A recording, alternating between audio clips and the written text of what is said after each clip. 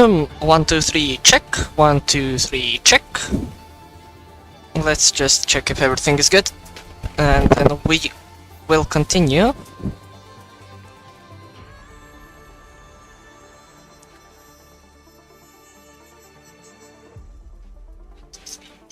Okay, everything seems to be in order, which is very nice to see. So, hello everybody, my name is Kikrolin, but you may also know me as Dino, who's gonna be racing in the F1 division, and welcome to the first race of Season 5.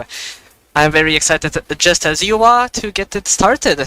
I think this has been a long time coming. It's of course on the new F1 game, so everyone is gonna be pretty much on the same ground. And we are going to be experiencing some new circuits this season. One of them, of course, Las Vegas, which is, of course, the first round of the season, if you've already seen the calendar. Now, not much is known about this circuit, unless we count the 17 corners that are going to be on the circuit. It's also a street track, and I think presumably now has the longest straight of any other circuit. Previously, the record holder was Baku, but I think this just beats it by a pretty small margin, I think. But I think that is gonna be pretty good for overtaking opportunities down into turn 14, so I think we're gonna see most of our moves happening in that corner. So, like every single track, it is made out of 3 sectors. This is a anti-clockwise circuit, which is pretty uncommon in Formula 1. And it has a pretty good mix of slow speed, medium speed, and high speed corners. So, I think it's a pretty good balance, honestly. But in my experience of driving it, it is a little bit slippery all around the track, maybe because it's new and it's not been driven a bit yet.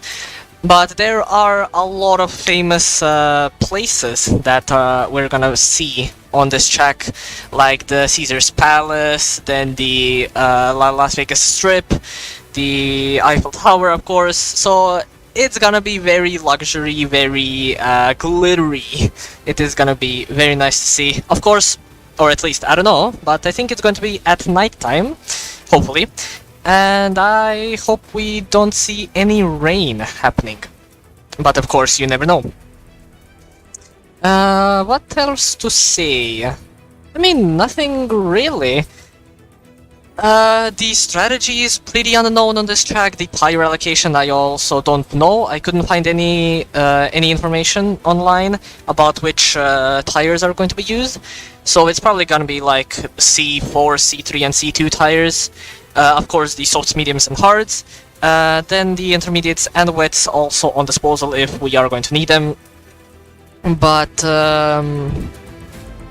honestly, that's all I really know about this track. It is our first time racing on this track, and it is gonna be the first time in real life that we're also gonna race at this track.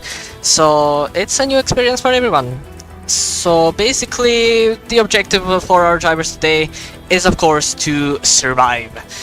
But as I'm hearing, we are going into the session, so let's just go in. So how the calendar or how the races are going to work, we're going to have a short qualifying session which is made out of 18 minutes, which is going to set the grid for the race, which is going to be a 50% race. And yeah, you have to make at least one stop. You cannot do a 0 stop because it's illegal. I mean, not illegal, it's just not allowed, because you are going to get disqualified. And I don't think red flags are on. If they are on, they're probably gonna be at like reduced or standard. And the safety cars are also presumably on standard, but I do have to check that out in advance, so I'm not really sure. But yeah, because of the new rules, I mean, not really new rules, but in 2021 or 22, I believe, last year, the drivers can set their laps on softs, and basically in the race they can start on whichever tire they choose. So they can start on hards, mediums and softs, but like I said before, we don't have any information on this track. So I think we are gonna see a lot of different strategies going all around the grid. So I think that's gonna be pretty nice to see. I think we are gonna see a lot of different strategies. Also, I do have clarification that we don't have any formation lap, so that is a little bit of a shame, but when it gets fixed, we are gonna get it. And also, I got clarification that red flags and safety cars are on reduced. And that is very nice indeed. We already have some guys out on track. The first guy is gonna be Mitch Snape in the Mercedes. And while we're going on board with him, let's just introduce everyone to the grid for this race and the upcoming season. Unfortunately, we are missing 2 of the drivers, but next time I'm gonna be sure to clarify them. But in the Mercedes, we do have Mitch Snape and Poe. Of course, in advance, I'm sorry if I'm pronouncing any of these names wrong. And if I don't know them fully. So just to get it out there.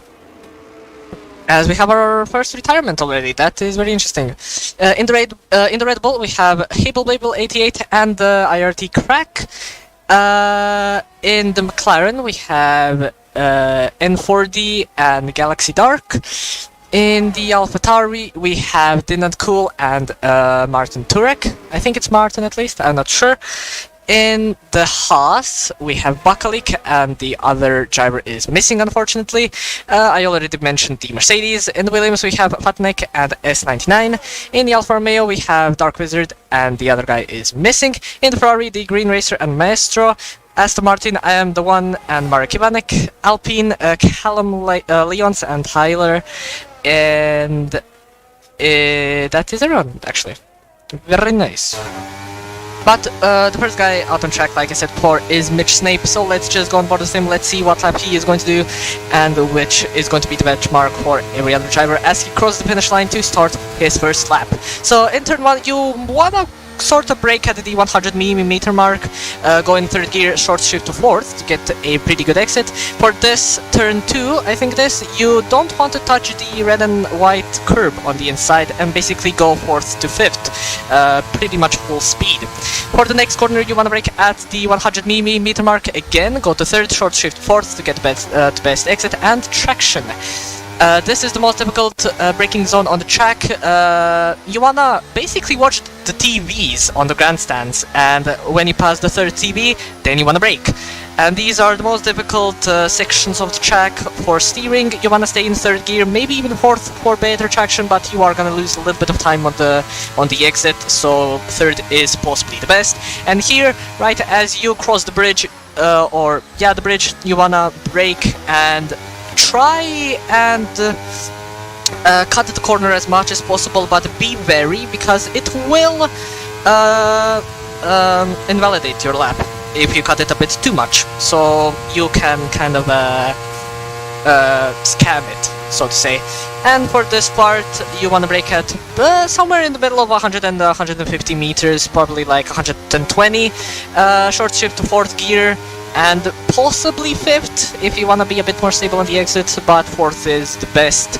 And this is basically the final straight, flat out for the finish line. And the first lap is going to be a 1:33.2 for Mitch Snape. Not the best lap time, I don't think so, comparing of course to every other driver, but still a pretty okay benchmark. So he's definitely gonna want to improve. Next guy to cross the line is going to be Galaxy Dark in the McLaren. Let's see what he is going to be able to do, as he's going 324 kilometers an hour, 132.8, beats Snape's time by 4/10. Pretty good lap time here from the McLaren driver, and let's see if he's gonna stay in the first, which probably isn't going to be the case. Marek Ivanek crossed the finish line with a 135.6, but I think that is not a good lap time, as I think I need to increase a little bit of the game volume, so let's just do that very quickly. And while we are still in this qualified session, you guys can just tell me in chat if... Oh, we have a crash! That was a pretty good camera for the crash, actually. but it was the Mercedes of Poe who crashed into the wall of turn 14 and 15, which is very unfortunate. He didn't set lap time. He is the second guy to DNF from this session, and he is going to start at the back row of the grid. So, as I mentioned before, I wanted to say that you guys can keep me in touch if anything is wrong and if the volume is okay. So, if I need to up the game volume or if I need to reduce my volume, just tell me in chat and I will be quick on the action. But I also want to say there is a little bit of a delay between the real life events and the stream. I think it's around 10 to 15 seconds, so it might take me a while to notice maybe some comments. But hopefully that's not going to be that big of an issue. But I was on board with Daniel Bucklick for this entire lap, so let's see what lap time he is going to do. As he is going to go to the final corner room now. Turn 17. Let's see what lap time this is going to be. He does have a little bit of slower straight line speed than I think Galaxy before. We saw him going 324 while Bucklick was 320. But that lap time was good for P2, a 132.72 tenths off of Tyler, which we missed, who is on provisional pole. Of course, 10 minutes left until the end of the session, so everyone still has a lot of time to set their laps. So this is probably not going to be the quickest laps that we're going to see today. Let's speak about the tires a little bit. Everyone has 3 sets of softs, and some people maybe have 4 sets of softs, of course, depending on what tire allocation they chose. But minimum they have 3 sets of softs, so they have a lot of tires to choose from if they want to do a bunch of laps. But you have to be wary. If you use them all in qualifying, you are not gonna have any free sets for the race, so you gotta keep that in mind. So it's gonna be interesting to see what everyone is going to do. But let's go on board with Tyler, who is our provisional pole sitter, and let's see if he's going to be able to improve on his time. In the recruitment standings, I saw that some people did like H31s, and on this game, time trial and qualifying is actually pretty similar to one another. You can pretty easily match your time trial and qualifying lap times. So, presumably in PCF1, we are gonna see a lot of times that are gonna be set in the 31s, or maybe even 30s. You never know. Of course, you're gonna have to wait until Wednesday for that. As, Galaxy Dark goes on provisional pole, 0.008 of a second faster than the Alpine driver, but let's see if he's going to improve.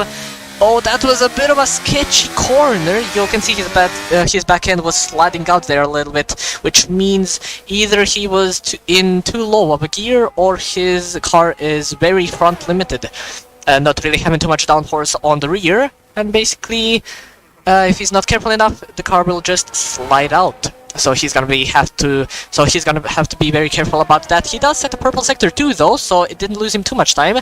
He had a very beautiful final chicane. So let's see how much this lap is going to improve on this previous one.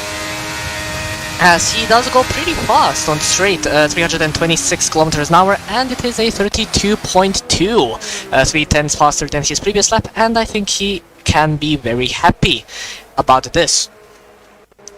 And I think he will be. Okie dokie. There are a few people who haven't set lap time yet. One of them is IRT Crack, who is on lap right now, and there's a McLaren behind him who might be impeded, but that might be just Nadji. I think that's how you pronounce that name. Or I'm just gonna call him N4. Very sketchy on the chicane, nearly even hit the wall. You are gonna have to be pretty careful about that. But let's see what lap time is going to be nonetheless. In 132.6, puts himself into P4. Not a bad lap time, but I don't think he's gonna be pretty happy about that. With that little mistake on the chicane, I think he can definitely gain around a tenth or two. So definitely time to gain there. But still, P4, not too bad compared to his teammate, who is in P13 of Hable Babel, the other Red Bull driver. The other two who haven't set lap time yet are Fatnik and Turek, so perhaps they are just waiting until the end of the session to do their laps, but I do not know. I guess we'll just have to wait and see. Let's see who else is on a lap, so we can follow them. I think... no, Green Racer is going in. Maestro, he's just about to cross Sector 2, he does not improve.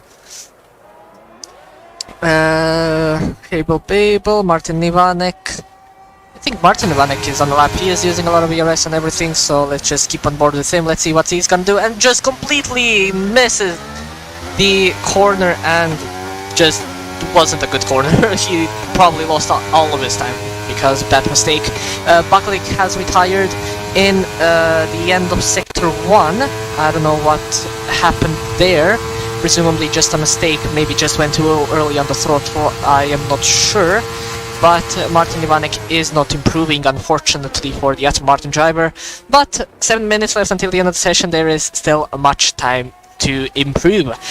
But we are seeing a big gap between everyone in the field, from Tyler to S99 in the Williams in P13 is a second and a half, which is quite a big gap, seeing how basically in real life everyone is in like a second. So it's not really too good of a showing, but at least in the top 5 it is 5/10, so maybe we are gonna see a pretty tight battle for the win, or at least for the podium positions. At least that's what I hope so. Let's see who might be on the lap. S in the Williams is not on the lap.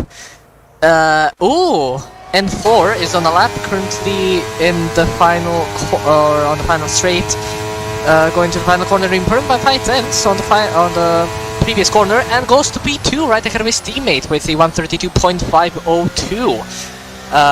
The McLaren's looking pretty pacey on this track. Hopefully this is not gonna be a fluke for the next track. So maybe they're good on Las Vegas, but they're not gonna be good on I think it's Texas next time. We do have an American triple header. The first 3 races. We have Las Vegas, then either Miami or Texas, and then the third race is also either Miami or Texas, which is actually very fun. I am liking the American triple header. I think it's a pretty neat idea, but hopefully if this pace stands, hopefully their pace is going to transfer into those races as well. But looking at this qualifying session, the McLarens are gonna be tough to beat. I think the upgrades from real life have been transferred into the game as well. Even though it is unequal performance, but you never know. But they might look strong for the constructors. I guess we'll just have to wait and see how the season goes on. We are on board with Mitch Snape, who I don't think is improving. He also made a little bit of a mistake on final chicane. His back end just lost itself in the middle of the corner, and yes, he does not improve. 2.2 seconds off of his previous best lap time, but he also wasn't using ERS. So let's see if he's gonna do it now. Oh, that was a little bit of a slide. Maybe he's just flexing himself with his drifting skills. You never know. But I don't think he is gonna improve by much, even on this lap. There are 4 minutes left until the end of the session, so not much time left to improve, as he lose the back end again, going into these corners. Oh, that's a big corner cut, and that's an invalidation for the Mercedes driver. That is pretty unfortunate, but he does have enough time to go into the pit lane and maybe choose new tires if he does have some, and go out again, thankfully. But let's see, who else might be on the lap? Callum Lyons. Or Lyons. I think it's Lyons. I think he might be on the lap. Ooh, very nice corner, but I think the best way to take that corner is to either not touch that inside curve at all, or just completely just destroy it and just go over it. So it's either that or the other guy, or the other option. He is improving by 3/10. It's not gonna be good for pole position, but if he can find another tenth in the final sector, he might put himself into the front row. But unfortunately, that looked a little bit too slow on the final chicane, so I don't think there is time. And yes, I was correct, but still he puts himself into P5 with a 132.6. If he didn't make that mistake, maybe there was a P3 in the cards, but unfortunately, as I said before, that mistake lost him a lot. Maybe he wasn't just confident enough in his skills, maybe he was just way too conservative. But he doesn't have a lot of time to improve, so I think his best choice now is to maybe save up on ERS and try and go again on these same set of tires. But even that is a pretty big stretch. I don't know if he's gonna be able to do that. I really do not know. Let's see who is on lap. The Green Racer is just about to cross the finish line to start his lap, but I think S in the Williams, S99, might be on a lap. He is using GRS, and I think he is. We are seeing yellow flags in sectors 2 and 3. Hopefully nothing major, like people getting involved into accidents, but I think some people just don't have enough fuel. And the Williams driver is improving by 3/10. Unfortunately, that's not really gonna put him anywhere, so he has to find all of his time in sector 3 if he does want to bump himself up into higher positions. But Williams is not looking strong in this qualifying session. P14 and P17 provisionally between the both Williams drivers, so they are going to want to improve. So let's see what they're gonna be able to do. Sputnik finally goes out to set his one and only lap. Pretty good chicane from the Williams driver of S. Let's see how much he is going to improve. I don't think it's gonna be by a lot, but let's see. It is a 133.3, puts himself into P11. Not too shabby, but also not too great as well. He is right in the midpoint where you don't want to be, so it is gonna be pretty difficult to avoid any carnage that might occur ahead of him or behind him. So he is gonna have to be pretty careful in the start of the race. And he is blocking IRT Crack, who is on a lap, but thankfully he does let him pass on the next corner. So we are seeing a lot of people going out on track, but not everyone, which is honestly pretty surprising. I would have expected to see the whole grid go out, but I guess it's just not necessary. Tyler, for example, he's pretty confident that he can stay in P1, that no one can steal his pole position. But he does have two McLarens just right behind his back, and not even the Ferrari, who just crossed the finish line with a 132.278.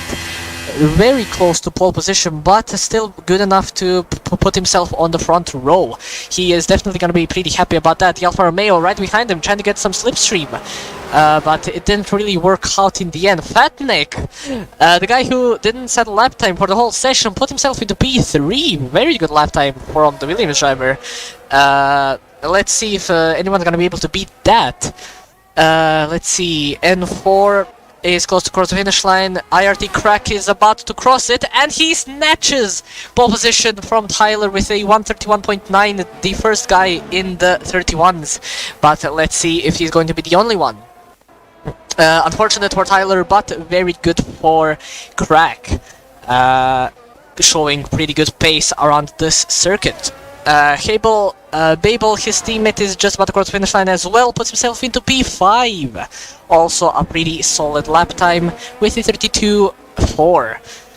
Next to cross the line is going to be Mitch Snape, but he abandons it and goes into the pit lane, unfortunately, so he is not gonna improve. Then the next cross line is Dark Wizard, improving by 7/10. If he continues, he is gonna put himself around P6 or P5, which is really good. So let's see what lap time this is going to be. A 32.2 puts himself on the front row. Very impressive. Both of the McLarens have crossed the finish line. They both have improved, but not by a lot, to bump themselves up, which is very unfortunate for them, as they were showing pretty good pace in the beginning of the qualifying session, but still, pretty good showing from them nonetheless. And that is it from qualifying. Honestly, a bit unexpected from some drivers. I definitely didn't expect anyone to beat Tyler, but I think I should have just tried and expected it. Red Bull's fast in real life, Red Bull fast in the game. Nothing has changed. But it is going to be IRT Crack who is going to set the pole, who is going to be on pole position for the race, and he is gonna have a pretty good shot of even retaining that if he has a pretty good start. I think he is going to start on the outside line, so he is gonna have to be pretty defensive going into turn 1. Right behind him is going to be that Dark Wizard in the Alfa Romeo, and both of them set the front row of the grid. Tyler and the Green Gamer have both been pretty good, but unfortunately only good for the second row. Fatneck and Galaxy are going to be in the third row, Cable Babel and N4 in the fourth row, and Callum and Bucklick in the fifth row. I am done, only good enough for P11 with Mitch Snape right behind him in P12. S in Williams and Maestro in Ferrari in P13 and P4 respectively. Marek Ivanek in P15, Dinan Cool in P16, and alongside Poe and Turek, the only guy to not set lap time. Or the only guys to not set lap time, of course. But that is going to be our grid for the race, and like I said before, this is going to be a 50% race. You can choose whatever tire you want. We are going to probably see a lot of hard runners, medium runners, and possibly some soft runners. Of course, this game is a little bit different as to how the tires work. Basically, when tires get to the 25% mark, they're just gonna drop off insanely. But the softs have been buffed, so they can last way longer than on the previous game. So basically, your tires are not gonna die in 3 laps. They're gonna die at 8 laps. But it's still better than it was before. And it is sorta realistic, I don't know. But either way, you are gonna feel the drop off of the tires. And you're probably gonna make a lot of mistakes. And also this track is pretty famous for not having a straight grid, as you can see here. And I cannot see the lights, but we are on the way for the first Las Vegas Grand Prix, as I think Crack does have a pretty good start, but he is under pressure from the Alpine, as the Alpine was under pressure from the Ferrari behind, who actually made contact and has been spun round, which is very unfortunate for him. But Tyler is still in P2, while Fatnik has improved P3, which is pretty good for him. Cable Babel, also in the other Red Bull, has improved P4, also pretty good showing from him, having a pretty good start. We also have behind going to P4 wide, going into turn 4, I believe that is, but thankfully they have disbanded, as I Am Done has put Bakalik into the wall, as he's caused a very big crash between Bakalik and the Williams of S, as he just couldn't avoid that accident and just went into the back of him. As Abel Babel also has been spun around. I don't know if it was his mistake or if he has made contact with anyone, but Dark Wizard has got a 5 place grid penalty, presumably for that same accident with the Red Bull driver. Carnage in the first lap of the Las Vegas Grand Prix, but thankfully only one retirement of Bakalik, which was very unfortunate. But still, I Am Done is probably gonna get a penalty for that after the race, as that was majorly his fault. But there was nothing that he could really do there. Bakalik, I mean, to avoid that, which is a shame. So we already have our first retirement. We do have a safety car already, so we might see some people going into the pit lane. Presumably Dark Wizard. You can see that he doesn't have any front wing, and I can also see that no one went for softs, which is very interesting. I would thought that some people would go for softs, but it looks like no. But thankfully, the first 4 or 5 drivers have taken it very safely. Only really Maestro getting caught in that incident with Crack, but that was not Crack's fault. I think Maestro was just a bit too desperate on the inside, just clipped the back tire of Crack and just was spun around. Which is very unfortunate, but it is a safety car. Maybe he can do something in the beginning stages after the safety car restart, but we are going to have to see that. As actually there's 5 people in the pit lane. Turek, Snape, the Dark Wizard, S, and Hable Babel are all in the pit lane. S actually taking a pretty risky strategy going on swords, so he is definitely gonna have to stop again, while everyone else is probably gonna do a one-stop. So this is gonna be interesting to see if this is gonna pay off or not. So yeah, people switching positions here. Dean and Iamdan and Poe switching positions. They're in the safety car. Hopefully no one gets a penalty. And here are the possible strategies. Like I said, a one-stop medium hard or hard medium. And looks like S is gonna gamble on a two-stop with those softs. So we're gonna have to keep him in check to see what he is going to do. So yeah, I think this safety car gives us a little bit of a chance to speak about the game, some changes around it and some stuff like that. So, as you see here, we have some new tracks. The Las Vegas Grand Prix and the Qatar circuit have been introduced in the game. All of the previous... Oh, we have collisions behind between Galaxy, and I think that was the Mercedes of Poe, who have made contact into turn 14. Galaxy lost a bunch of positions because of that, and this is just carnage, as Galaxy, I think, is... Oh, no, this is very bad. I think we are gonna have a lobby restart because of that. Mitya Merckx has left the session. He's not even a driver? What is he doing here? I don't know. Yeah, there we go. We are getting awarded some penalties. Then in 5 seconds, Snape going into the pit lane and N4 going into the pit lane. People just not being careful during the safety car. That is very nice to see. Well, at least it's not boring. Anyways, as I was saying, 2 new tracks, Las Vegas and Qatar, and all of the older tracks, all of the quote-unquote DLC tracks are also in the game. France, Portimao, and the Chinese Grand Prix, or the Shanghai International Circuit. What's also new about this game, I already mentioned the tires, but how downforce works is changed. So basically it's nothing like in the previous games, so you're gonna... I don't know how to explain it. It's pretty difficult to explain it because I myself don't really know how it works, but basically it's more akin to real life. Something like that. I don't know. So basically you can take some high-speed corners flat out. They are way easier to take, not like in 22 where you had to lift up for a bunch of high-speed corners. But still, in slow speed they are slower, so you are going to take slower corners.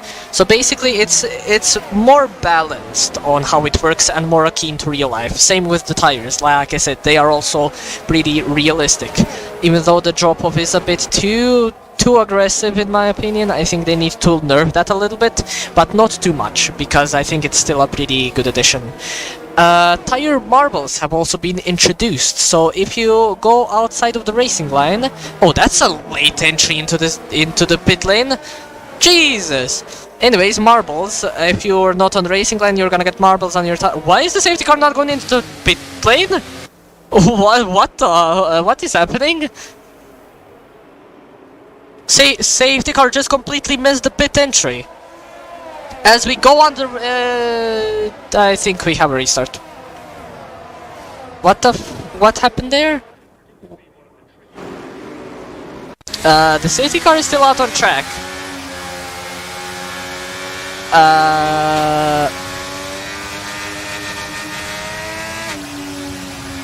Well, maybe it stayed out because it... No, wait, what?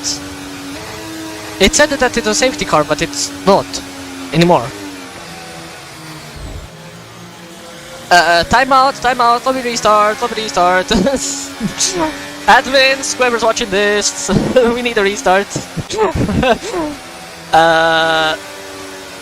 Interesting. I am at a loss for words. I really don't know what is happening. Uh, I honestly don't know what to say. This is the first time I'm seeing this. Give me just a moment. I'm gonna see if there's a lobby restart.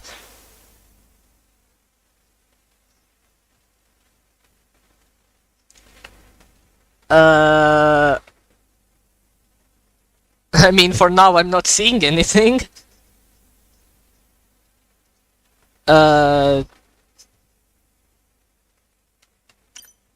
Very interesting. I am very confused what is happening. It's not even yellow flags, it's not even a safety car, and the safety car is still out. And when Crack crashed, somehow he crashed, I don't know how, but it put out the safety car, and then it's not again. I mean, I knew F3 was gonna be carnage, but this is not what I was expecting. I was not expecting it to be this buggy. Welcome to F1 23, everyone. The bugs that you thought were fixed were not. You were I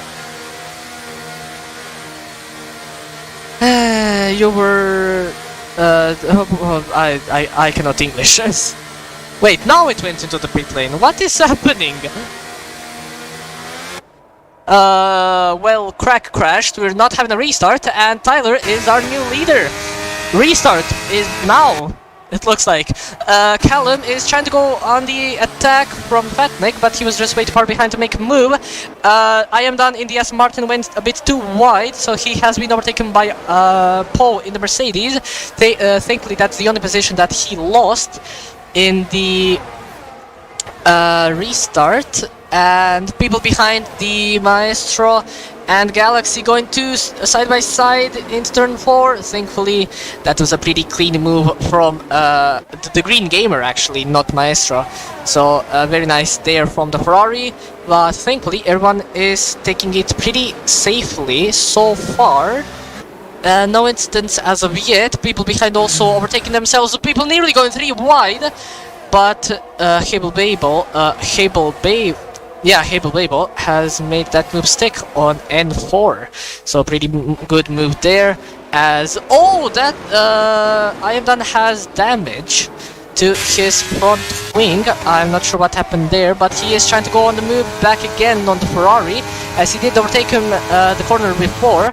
And because of the straight line speed and how OP DRS and ERS is, even though we don't have DRS right now, then ERS, how OP it is, that move was very easy indeed. But he does have that front wing damage, so I think he's not gonna be able to defend for much longer. He is gonna be overtaken by the Ferrari, only if he doesn't himself has damage, which it might actually seem so. He had an incredibly bad exit going into the chicane, as I am done does go into the pit lane to change the wing. But I don't know. All the other ones not replying to me, so I don't think we're gonna have a restart. So I don't know. Please buggy F1 game, for real, they fixed everything this year. Oh yeah, definitely. This is this was a feature in the game. This wasn't a glitch. This was a feature. Oh, we have a major collision behind with the McLaren of N4 and Dinand. And the McLaren is stood on track, not moving at all. And it looks like it might be a restart. It might be a restart. I think it might be like lap 4 before Crack retired.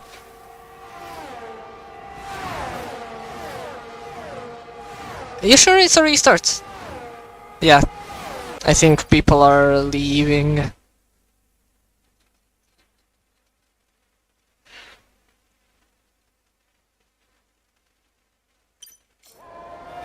Are they leaving?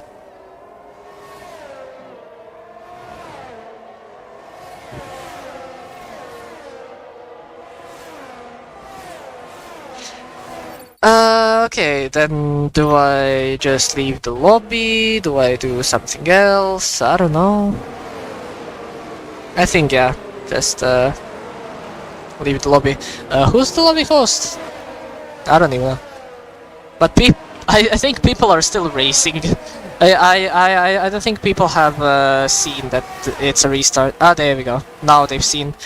Okay, let's go into the main menu and let's wait for another lobby. And while that is happening, I don't know.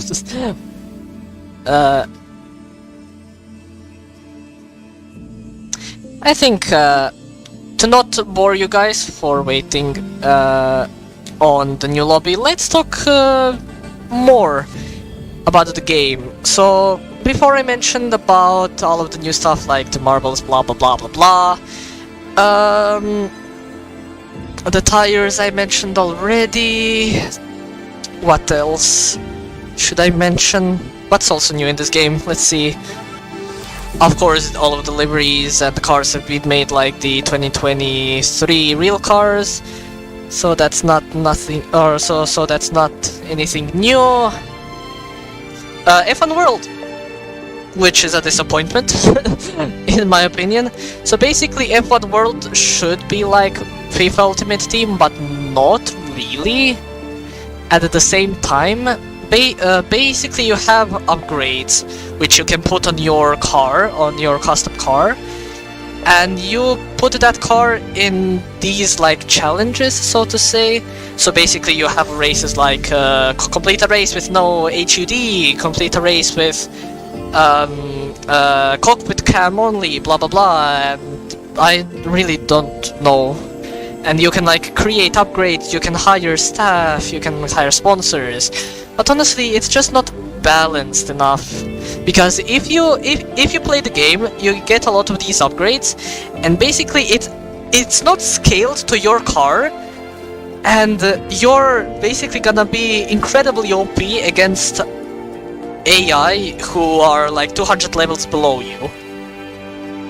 So it's very unbalanced, it's pretty boring. The only thing that I really like about it, how they're introducing it for getting new liveries, because they have already introduced the Triple Crown livery, the Red Bull Miami livery, and the Williams Britain livery in the game.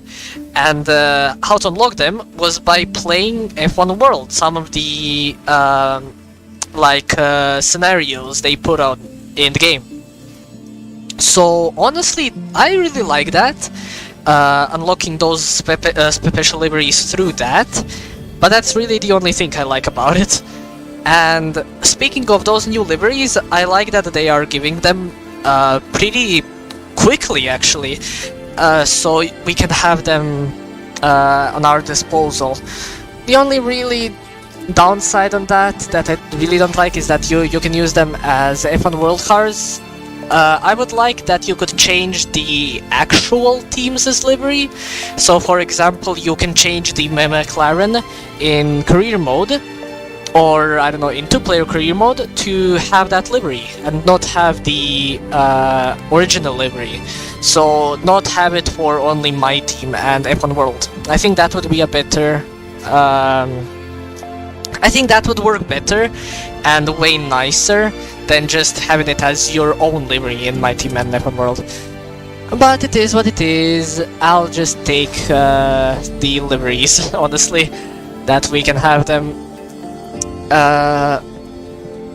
But yeah, I really like that so far. They are giving the liveries very quickly, and that is a very big plus. Hopefully they're gonna give us the Chrome McLaren livery pretty soon as well, and that's it. Let's see what's new about the game. Ranked has been changed, but it's not good as always because we don't have any anti-cheat yet, which is a big downside to the F1 game. They really have to introduce a anti-cheat into the game, because it's just swarmed with cheaters. Ranked is. It's a nice system how it's made, but it's just swarmed and swarmed and swarmed with cheaters. It's just unplayable at the moment. It's not worth playing it. The podium pass has been changed. It's basically the same, only has more tiers, and you cannot buy the tiers anymore. So you have to play the game to unlock them. And they have those XP boosts, or XP boosts, which you can buy with bitcoins. So you basically get more experience, and that's about it. They also include stuff for F1 World and stuff like that. What has been changed again? I don't know. I think that's really about the new additions. The very big disadvantage that they didn't improve my team or any of the career modes. Like, they stayed the same. So it's just stupid. It's very stupid. I would have liked that they changed something at least for my team and career mode. The only thing they really changed is the car reveal, the place where you sit before you go into the practice sessions, the qualifying and the race, and that's it. They didn't do anything else. Like, there was an article in before the game was launched, and in the article they spoke about the career mode changes. And basically they stated balance issues, blah blah blah, and at the end it read that career mode and my team are still the staple of the F1 games, and they are going to continue working on it as much as they can and to keep on improving on it. It's just it's bullcrap. They didn't do anything on it. And even the balance issues that they did put on the game in the career mode, they are broken. Like, for example, in the career options, where you can set like increased resource point generation or increased, I don't know, cash generation, it's the opposite. Increased is decreased, and decreased is increased. How did they ruin something as simple as that? Like, how can you do that? Like, it's baffling. And even, like I said, those balance changes, they're not balanced at all. The AI don't improve quickly enough. You can, even with reduced resource point generation and reduced cash, you can still improve way quicker than the AI ever could. It's not balanced. And seeing that in my career mode Logan Sargent got P7 and I got lapped by Sargent, I would say that Sargent also isn't balanced. That's a bit too OP for Sargent, and I'm not ashamed by being lapped by Sargent because I have a big skill issue on this game. So it happened. It was very funny, honestly. It was very interesting to see. Okay, so no updates yet on the new lobby. I don't think it's up yet. Oh, it actually is up. Okay, let me join. There you go. And there we go. So yeah, the game overall is an incredible improvement in terms of the handling model, because the traction is so much more easier to get right. It's really realistic. You can go flat out in third gear. You can even go flat out on the start in first gear. If you manage your wheel spin a little bit, you can basically go flat out in first gear, even on traction off. It's insane. But it is pretty realistic. It is very much better than on F122, but still, it's mind-boggling how they can just I have no words. Like some simple things they couldn't fix. All of the bugs are still in the game. Some new bugs are in the game. Red flags they did fix, but now safety cars are bugged. Sync from this race. It's just how. Like, I really don't know. F1 World was supposed to be this big new addition to the game, but it came out so mediocre. Like, it's interesting, it has pretty good concepts, but it just came out wrong.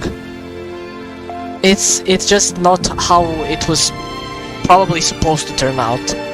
And that's the major thing that needs balancing, not career mode. But yeah, it's just ridiculous. So, in other terms, I do recommend this game hugely, but if you're in for just playing career mode, don't get it, because it's the same thing as since 2020. It's the same thing, so don't get it for career mode. Don't even get it for F1 World. Only get it if, I don't know, you want a league race, or if you like the new handling model. Get it only for that. Don't get it for career mode and stuff like that. Don't even get it for ranked, because it's just swarmed with cheaters. So yeah, I really don't know. I mean, I do recommend the game, but it's right in the middle, I would say.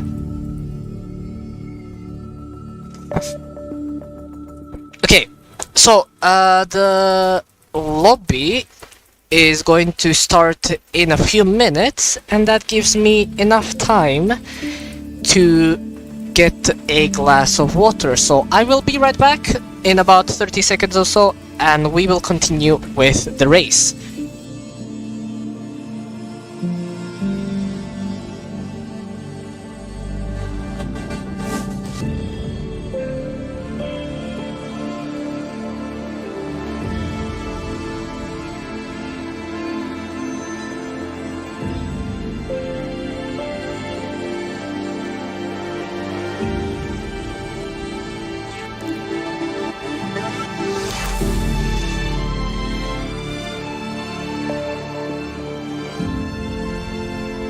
Okay, I am back.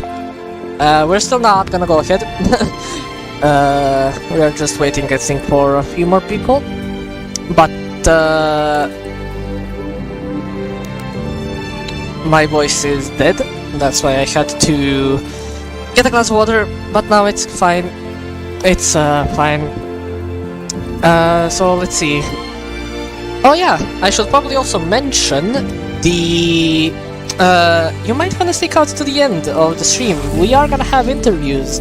I am going to try and get the top 3 drivers of the race and try and get a little interview out of them. If, of course, they're willing. If not, it is fine. But you might want to stick out to the end for the interviews. Just keep in mind, I am pretty horrible at interviews. I really don't know why I never write questions beforehand, but I actually should write questions beforehand. Maybe I should have used this intermission section to write some questions. That actually might have been a good idea. Never mind. Anyways, as we're waiting for this, I think I've already said pretty much everything I wanted. So, how are you guys feeling? Any people in chat who have the game maybe can share some thoughts? Maybe how you enjoyed commentating so far. If I need to do something with the audio levels, I don't know. Just maybe how was your day? Was your day okay? Was it good? Stuff like that. Mine was pretty much solid. I just slept until 4 p.m. I slept for a while. It was solid. So pretty much I woke up 4 hours ago. I think I shouldn't stay up too late. Tomorrow I am starting my driver's license tests, or lessons actually. I'm finally able to apply for that, for a driver's license, so I am incredibly excited to do that.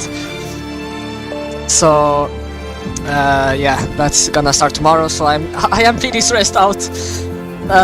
So I don't know how that's gonna go. I just hope it goes well. Hey, you're doing good, my man. Intros are easy once you realize you're literally just talking to a friend who loves sim racing. Keep it up. Oh, thank you very much. I mean, sure. Interviews aren't that hard. You are correct, but it's just finding the correct questions because it's difficult to keep in line with every single driver because you don't know who's gonna be in the top 3.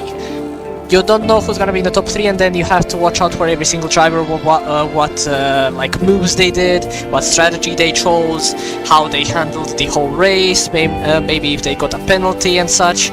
And keeping that for all of the 20 drivers, it is a little bit difficult, but I mean, maybe if you ask the same questions, maybe it's not then that difficult, but if you ask the same questions, it becomes pretty boring for the viewers and the ones answering the question.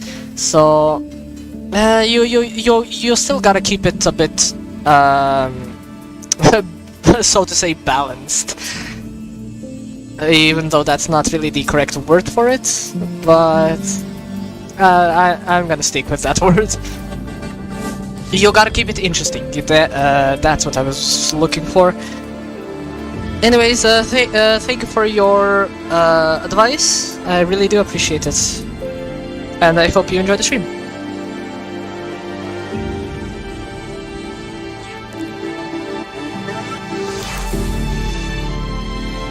It always has to have the driver talk to you through their race. Usually they would like to talk about their achievements.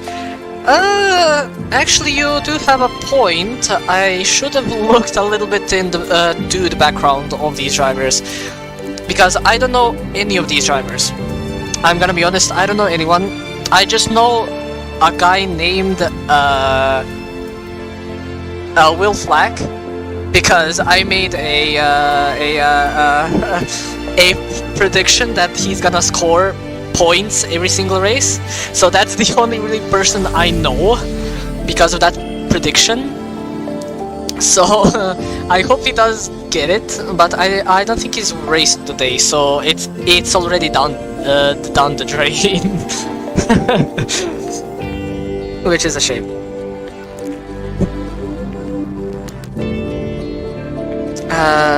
This is taking a little while to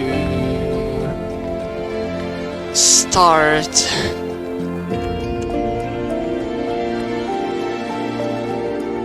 What is happening? Why is there a new invite that I need to do?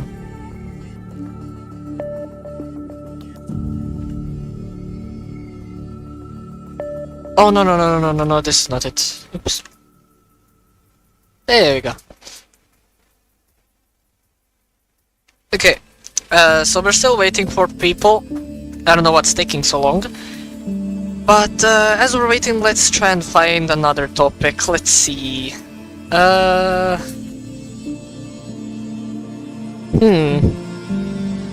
really bad when it comes to these sorts of things. I am really bad at finding like interesting topics that people want to talk about or people are interested in. That's mainly why I wait for other people to start conversations, because I just keep in mind that they're not gonna like my topics or my interests. So I don't really know what to talk about. Actually, I know what to talk about. What's your guys' favorite livery this season? I'm gonna also include the special liveries. So what are your guys' favorite liveries? My favorite livery so far, people like to disagree with me, but I really like the AlphaTauri, and I really like the Williams. People hate the AlphaTauri, I don't know why. I actually really like it. I like the addition of the red because it reminds me of the Toro Rosso era, of the 2017 to 2019 era, because that car was a blue, red, and white. No, it wasn't white. Maybe I think one of the sponsors were white. But I think the red really is a nice addition, and I just don't think that the blue is the correct color. But I'm very interested to see what the name change is going to be for AlphaTauri, because they are changing, and they have that Daniel Ricciardo coming back. Woo! Ricciardo is back. Like, I mean, I think it was expected that Ricciardo would be back, but it's still really sad for Nick de Vries. I'm really still sad about it, but I think everyone saw it coming. But it is gonna be nice to see how Ricciardo is gonna be in that car. It is a horrible car, so he's not gonna be able to do much. But I think it's gonna be a pretty good benchmark for Yuki Tsunoda. So we're gonna be able to see if Tsunoda was really quick in that car, or if he was just taking advantage of Nick de Vries being horrible. So I think it's good that Ricciardo is going back, and I think, like I said, everyone expected it. Okay, let's see your guys' liveries. Yo, how about McLaren's pace in recent races, IRL? They came out of nowhere. We're gonna talk about that in just a second. I want to see your guys' liveries. Dark Wizard Alfa Romeo is very nice. It is, but honestly, I don't really like it. I think last year's might have been a bit better, but it's still a pretty good livery. I like it, but it's pretty low on my scale, honestly. The McLaren Chrome livery says Roosevelt. I think the McLaren Chrome livery would have been incredible. It is really, really good, but I think it would have been incredible if it was a dedication to, like, the 2012 era. If they just changed the papaya orange to the red that they had because of Vodafone. Oh my god! That would have been beautiful! But they didn't do it! Why? Why? Like, why? Like, it would have been such a nice callback, and it would have looked amazing. It's just a missed opportunity. It's a big missed opportunity. And because it's a one-off, they could have done it. Like, why did they do it? Why? Anyway, let's go back. It livery slept on for real, says Versagen. McLaren Chrome livery is lovely, says Dark Wizard. Orlan Red doesn't match with the AlphaTauri White and Blue. True, that I do see. I think I did mention that when I was talking about it. But I think I still like it, because in my opinion, the AlphaTauri was missing something in the cars.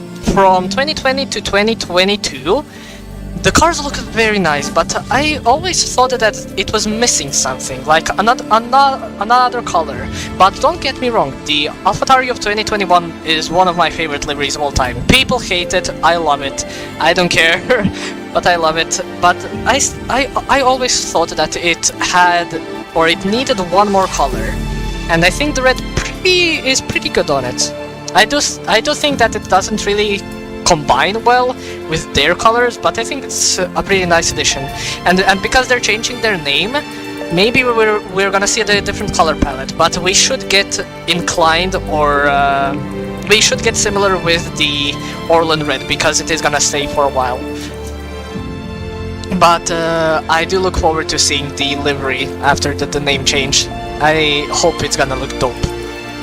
Let's see next. Alfa Romeo Goat, says Balta.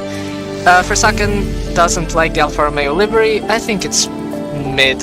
Like I said, I like it, but it's not my favorite of the whole bunch. Vodafone McLaren was too nice. Merca as well, very nice, says Dark Wizard. The Vodafone, especially the 2020 McLaren, or the 2012 McLaren, was the best livery of all time. You cannot change my mind. The 2012 McLaren is the best livery of all time. Like, it's so beautiful. It's amazing. You cannot see any flaws in that livery. It's so simple yet so freaking beautiful. It's just the best livery ever.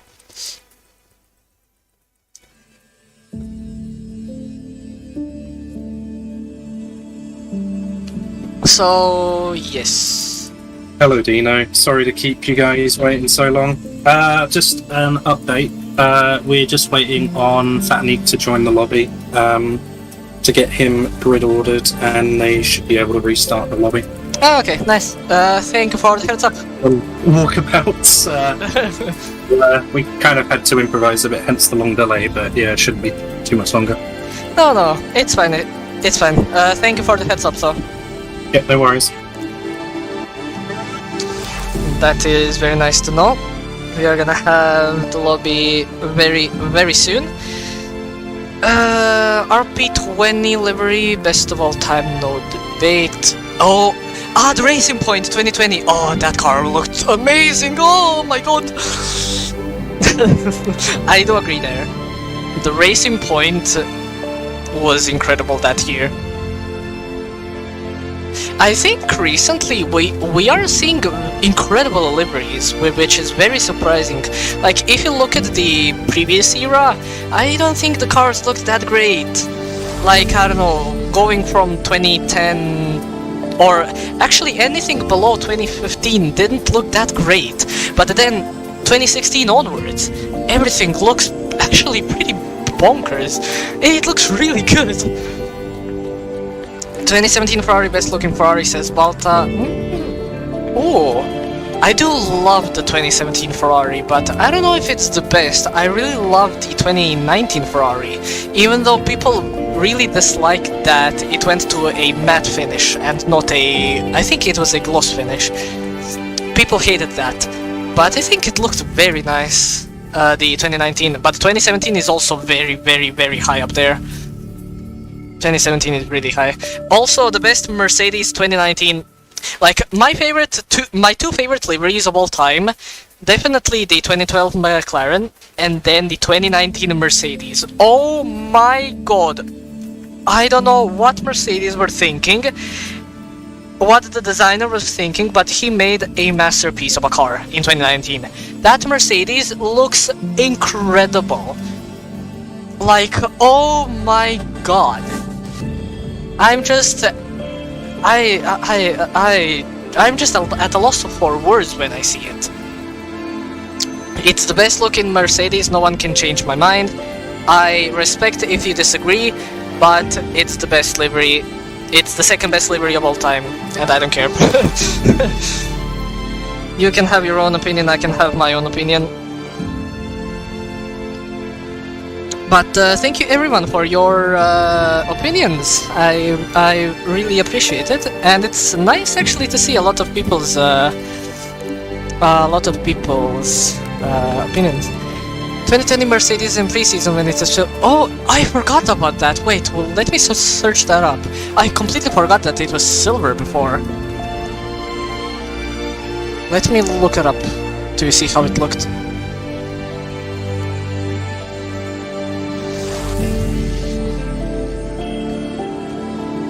It looks the same as 2019. I think actually the upper part is... They added a little bit of the black after the Ineos. I think the rear wing might be... No, that looks the same. It looks nearly the same as the 2019 livery. Well, like, even they saw that they couldn't match the 2019 livery, and they just copied it for 2020 until they introduced the black, which the black looked amazing. But I think 2019 still is the best Mercedes livery. Toro Rosso livery is way better than the AlphaTauri liveries, says Versagen. I think they looked good, but I don't know if they looked that good. I think it's definitely better than the 2020 and 2022 AlphaTauri, but 2021 is one of my favorite liveries of all time. The 2021 AlphaTauri. Like I said, a lot of people seem to hate it, but it's one of my favorite liveries of all time. I don't know what it is about that AlphaTauri of 2021, but it just looks so goddamn amazing. And the 2023 is also a very, very good livery in my opinion. also another one that people like to hate. Like, I can see a pretty good I can see that a lot of liveries that I like, other people very much dislike, which doesn't really set up a good bar for me. I think people might want to kill me because of that.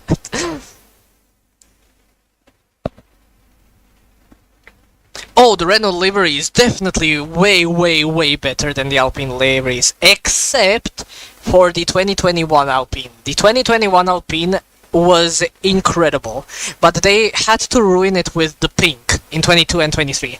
Like, why did they acquire that sponsor? Like, why? Like, it's just a huge mistake to get that sponsor on your car. I forgot their name, but they don't belong on that car. The 2021 Alpine looked incredible, but I do agree the Renault liveries also looked incredible. I think I would stack them the same, like a 9 out of 10, or... yeah, a 9 out of 10. Both the Renault and Alpine liveries. BWT, yeah. BWT, you're correct.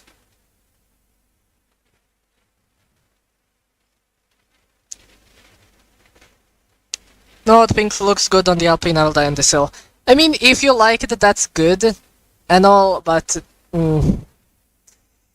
I think the fully pink livery looked amazing. The fully pink Alpine looked amazing, but as they have it now, the like blue and pink, they are not a good combination. I think if it might have been a different shade of pink, I think it might have been better, but this shade of pink doesn't really look good on the Alpine. But if it was a full pink livery that they had for the first 3 races in 22 and 23, that livery looked good! They should have had that livery and not this livery they have now. Because a fully pink livery actually looks really good. But no! They had to change it for with the blue. Or maybe if they just put the pink in different places, not on the full sidepod, because that's a bit too much, I think. But I still think that it's a bit... it's not a good shade of pink. If it was a different shade, then it would have been good, but this one is not good, in my opinion. But if you like it, that's all good. If you like it, that's good.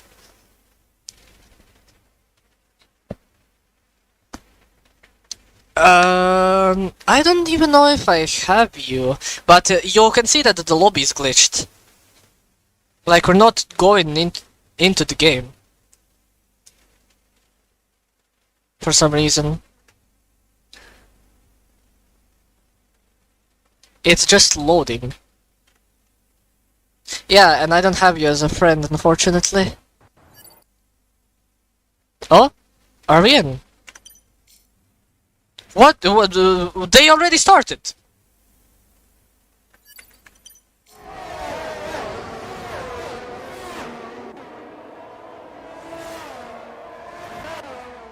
Well, they already started. Okay, give me... can you send me... I don't think I have the... Hello again. Your stream is black. No, it's not. Never mind. It's here. It didn't load me in the session. It was just loading. Okay, we're here. Right. I don't know why. Okay. I was gonna recommend about an OBS thing image, but no, you're good. Alright, cool. I'll leave you be. Good luck! Thank you. Fatneck, my EA is KIKRLIN. Actually, I'll write it in chat. Give me just a second. There we go. That's my EA. You can invite me. I hope I can get your invite. Yeah, I can. Okay, so anyways, while I wait for his invite, Crack is leading the race. What a shock. But he is back in the race, so they were able to give him another shot, even if he crashed in the safety car period. I don't have any requests yet, so let's wait on that. The green gamer is P2, Tyler's P3, I am the one is in P4, currently actually being attacked by N4, who is very close by him, and I'm the one is leading this huge train up until P12. So that is not nice to see. Let's see, where are you?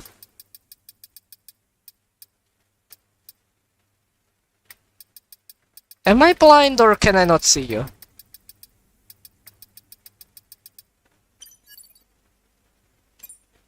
Interesting.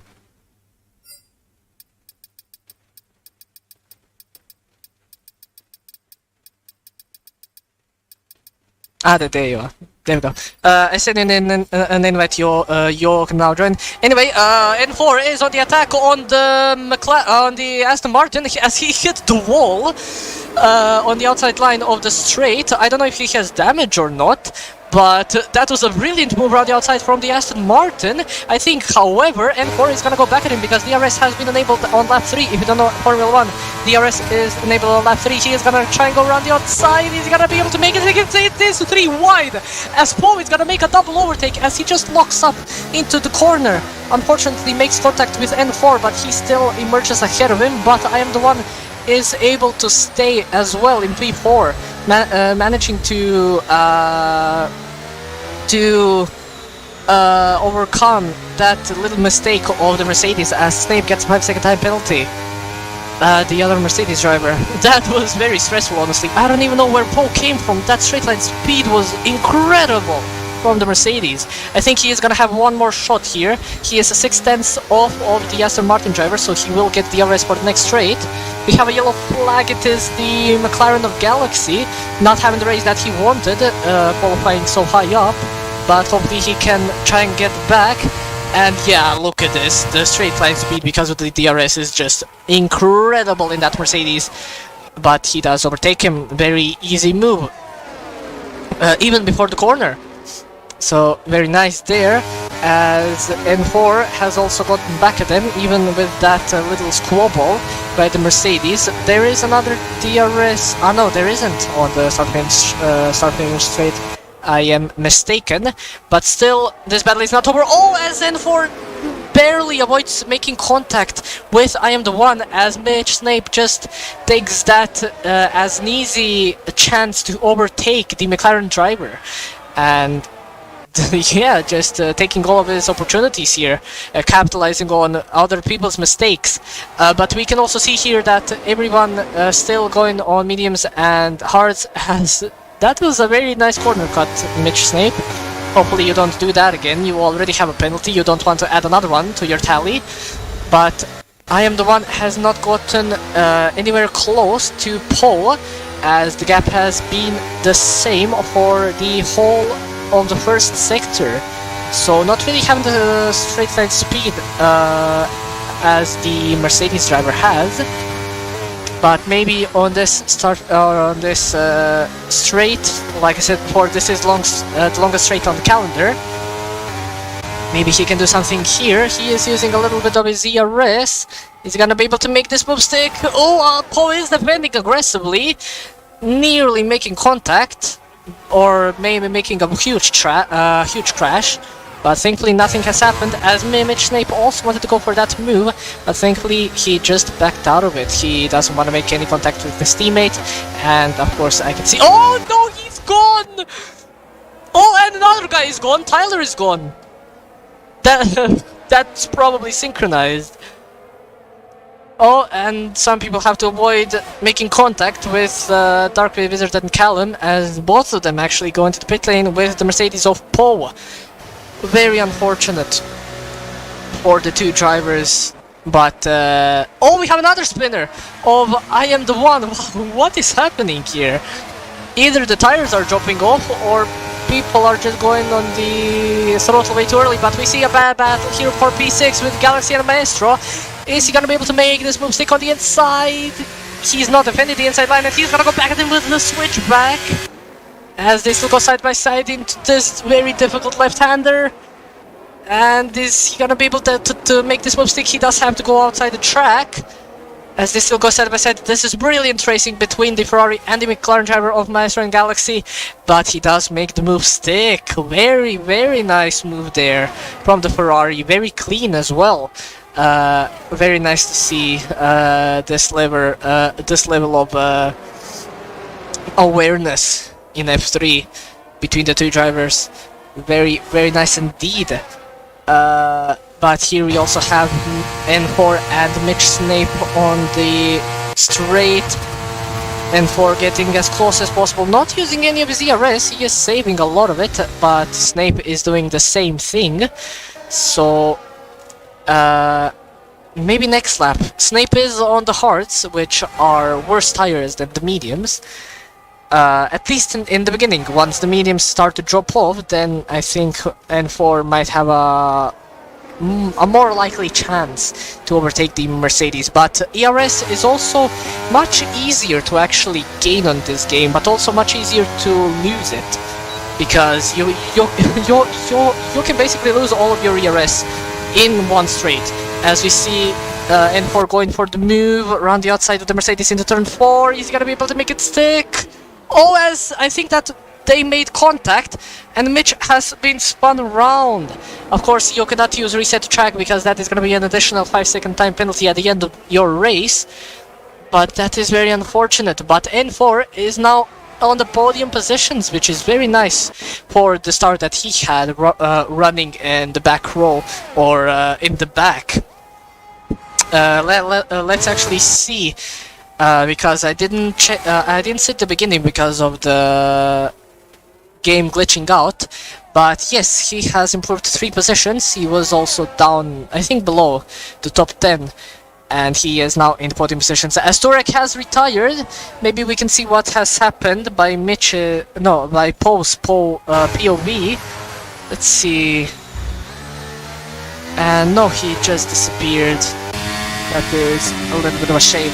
But Dinand has been doing very well so far, improving 8 positions. Very, very nice indeed by the AlphaTauri. And I see that I might have a ping in Discord. Or not. I don't know what you mean, Hugo, by in Discord, as I cannot see anything.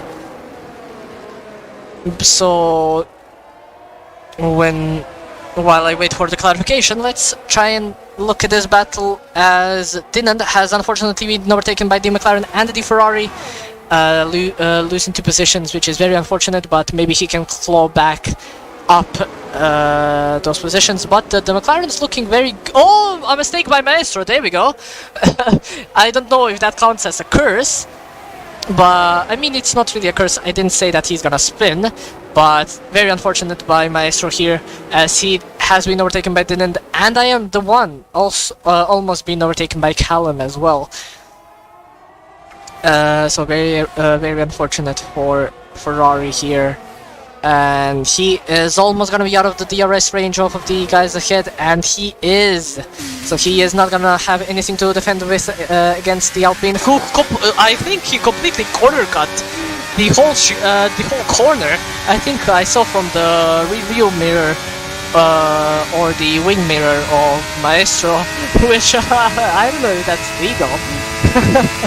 But he does make that overtake stick nonetheless, as right ahead we also have Dinand and Galaxy going side by side, as Dinand makes that move stick around the down the inside of the McLaren driver. Very nice move, and very clean move as well. So, very nice to see here. Oh my god, I'm actually... give me just a moment. Actually, don't give me a moment, as they go side by side again. But Galaxy unfortunately backs off of it. Give me just 1 second, I need to do something.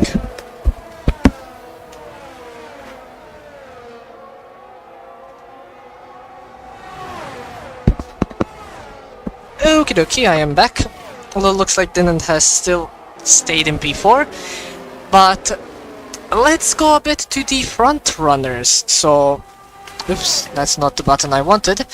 IRT Crack started on mediums. I think started first as well, and leading by 3 seconds. Very nice pace from the Red Bull here. Right behind him is the green racer in the Ferrari, which is also on mediums, so they might have the same tire wear, so they might also box on the same lap. I think the provisional pit window is lap 12, maybe 13. I'm not really too sure. I haven't raced on this track yet, so I do not know. And on the final podium position is N4, also on mediums, but unfortunately 8 seconds behind the Ferrari. But he was involved in a bunch of incidents and a bunch of battles with the guys behind him, so it's not really his fault that he is that far behind. But he is looking pretty well to secure the final podium position, which is very nice to see. As I think we saw a yellow flag with Dark Wizard spinning at the chicane right before the straight. So that's not nice to see. He doesn't appear to have any front wing, so he is gonna go into the pit lane. He is on softs. I think he's probably gonna use like always sets of softs by now. So that is very unfortunate by the Alfa Romeo driver. The straight is shortened than back. There's no way. I thought that this straight was the longest straight on the calendar now.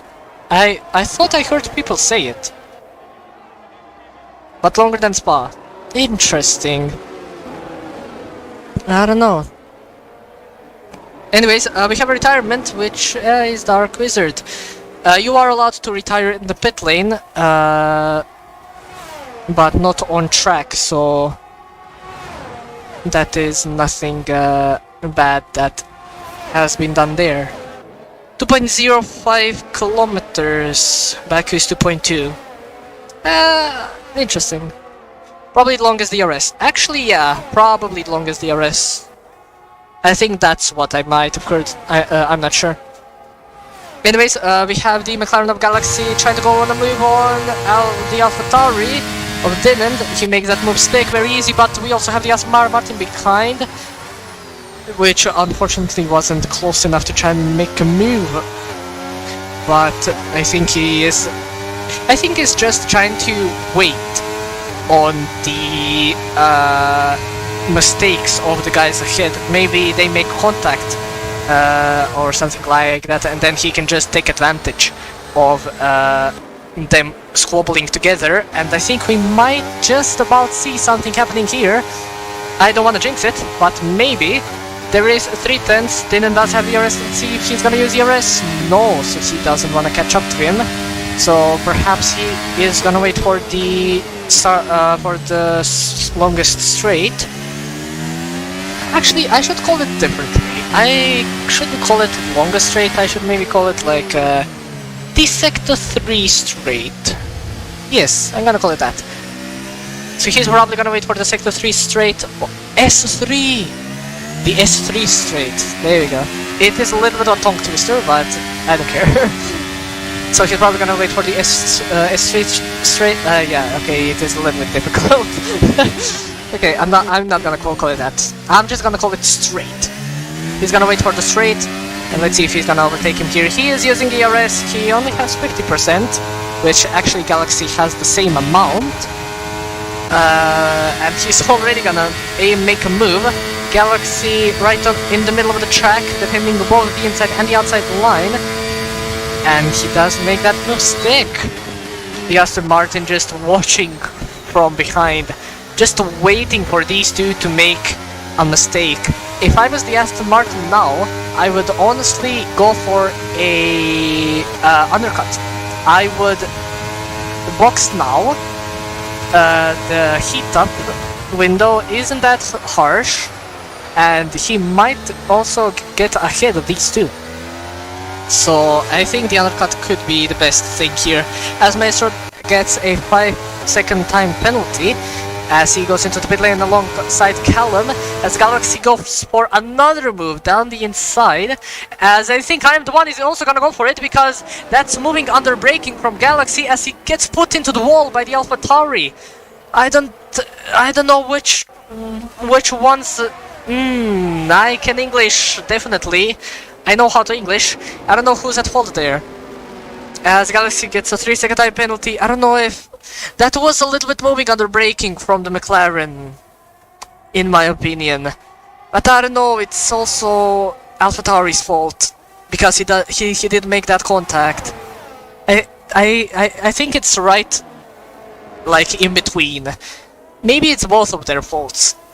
McLaren's for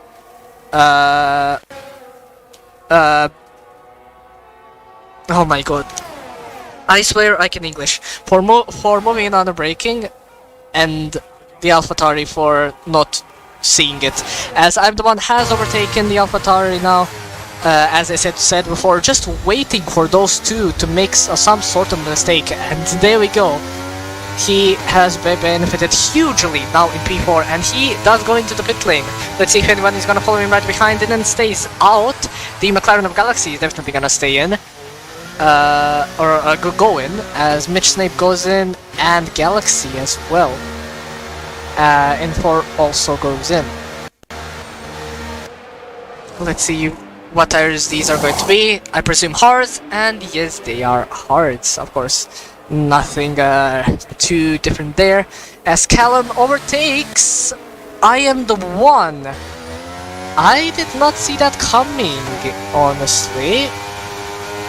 So Callum is actually gonna be the main guy to benefit from all of this. He is gonna emerge ahead of Dinant. So he's actually provisional P4. So he is in a pretty good spot here. And he started P7.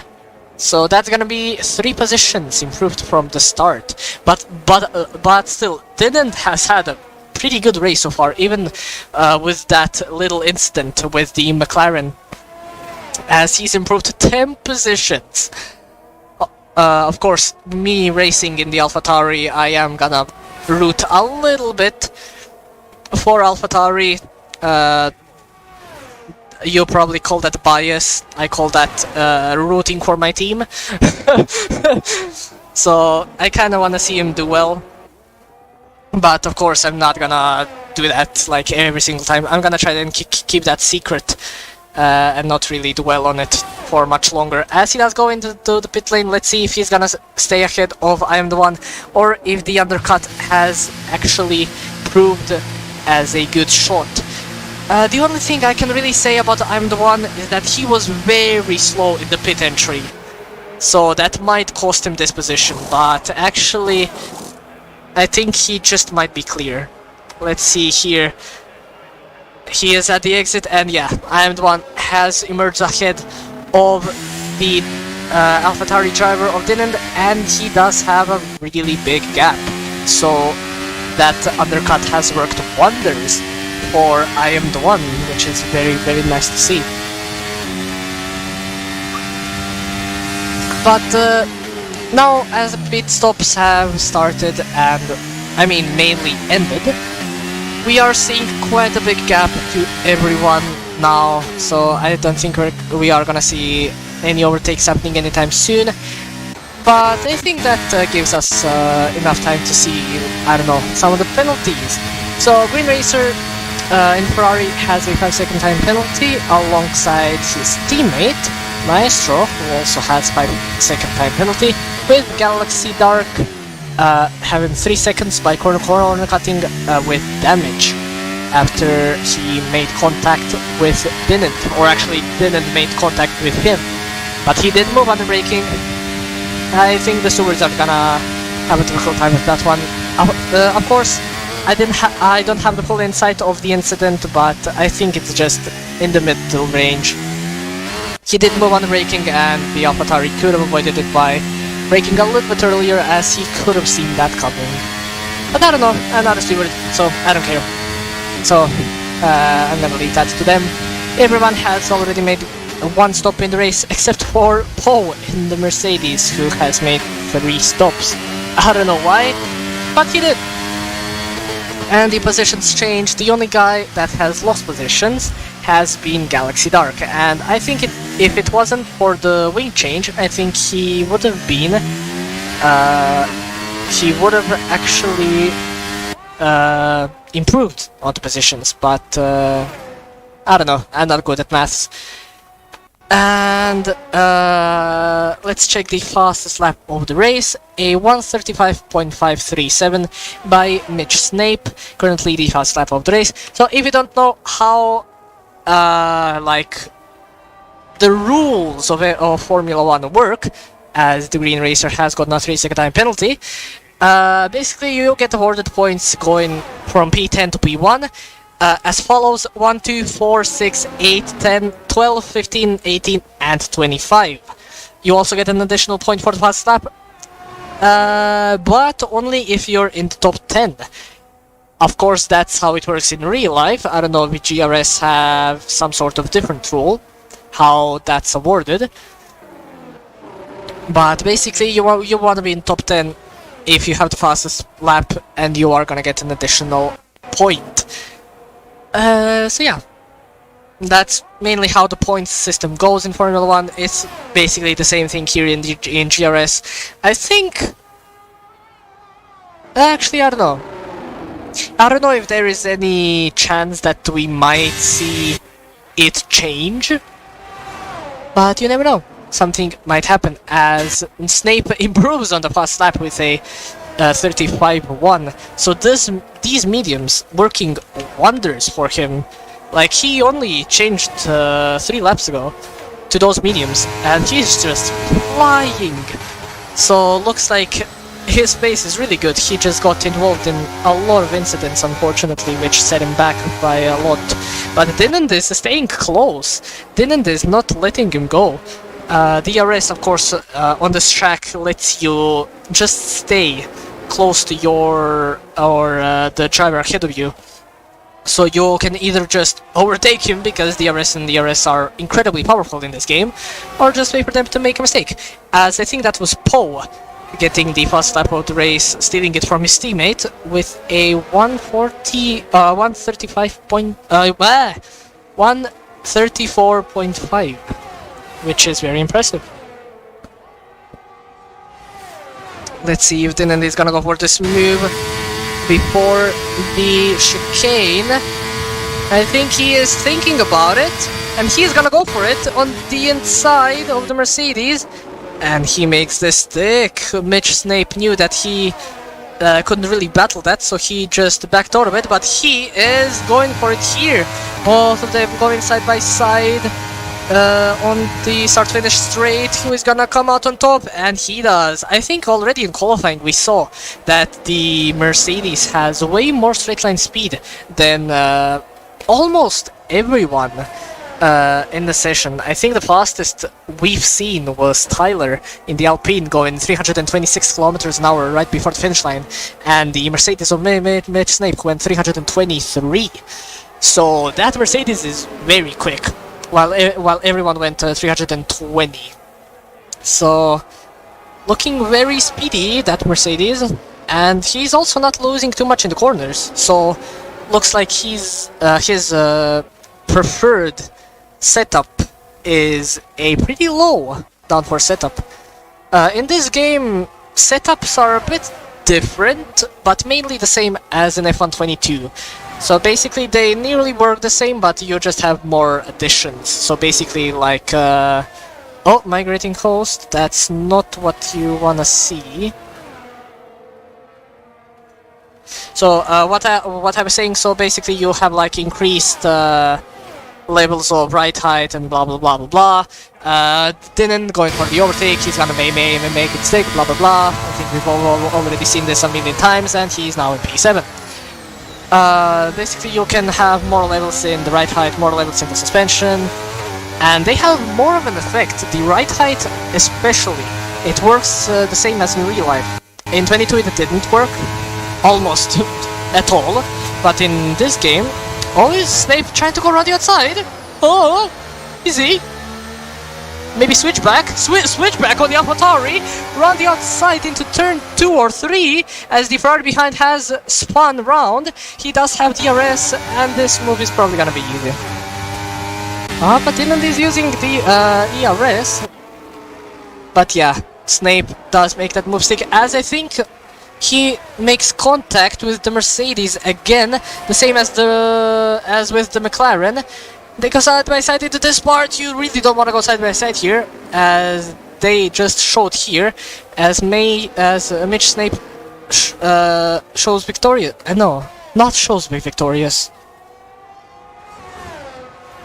Proves victorious. Is victorious. There we go. I know how to English. I said this 5 times already. Is victorious out of that, and he almost as well got out of the DRS of Dinland.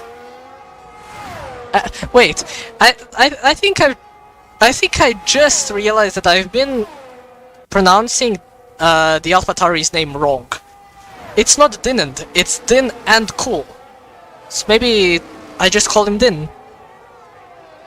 Yeah, I'm not gonna call him Din. I'm sorry, like I said in the beginning, I'm sorry for pronouncing any of these names wrong. Oh, he touches the ball and gets a 3-second time penalty in the process. He probably has front wing damage, but doesn't go in the pit lane, so it's probably not huge. Ah, so it is the Dinand. Ah, so I was wrong. Nice. Thank you, Hugo. Anyways, what was I saying before? I don't even remember. Didn't run Workup. Is he... That sounds pretty Swedish or Norwegian or something like that. Scandinavian, that's all I'll say. I'm really bad with geography as well, but that really sounds something like that. Like from those parts. I don't know. I'm not gonna say anything because I'm probably gonna be wrong and people are gonna judge me. Dutch. Actually, now that you mentioned it, the Dutch people do have that van sometimes. You're correct. I think I need to up my geography levels. I think I should study a little bit more.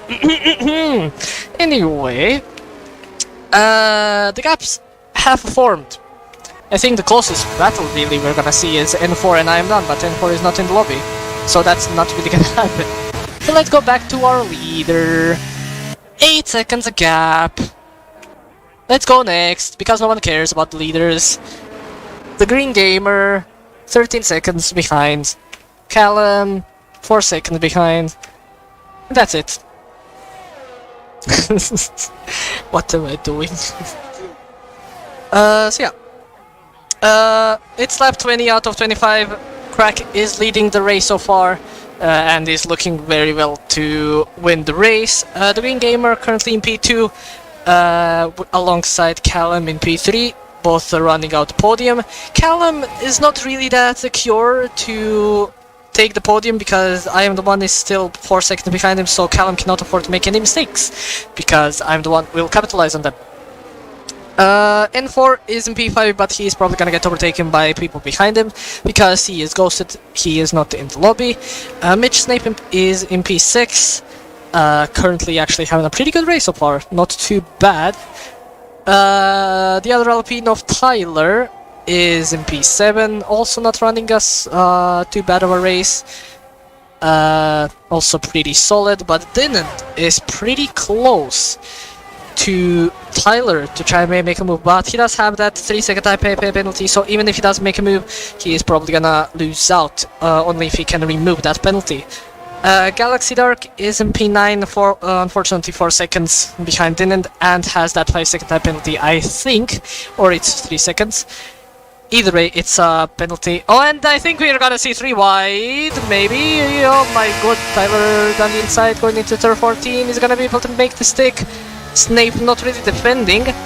Oh, he touched the wall a little bit on the inside as he makes a little bit of a... Such a tongue twister, Jesus.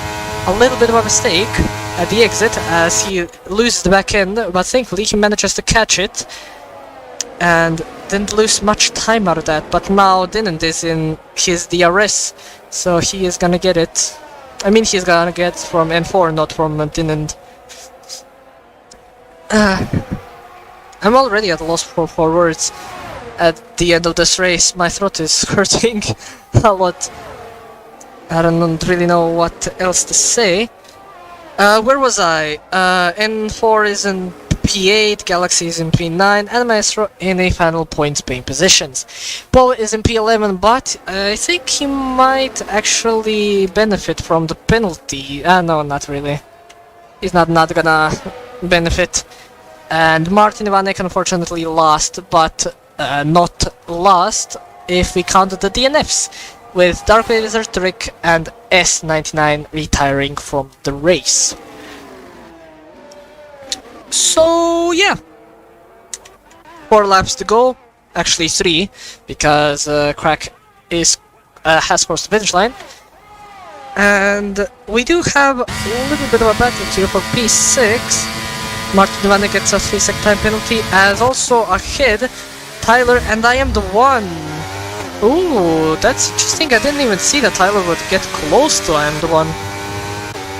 But that happened, as Dylan has not been able to overtake Mitch Snape going into the final straight, as Tyler takes the fastest lap of 1:33.7.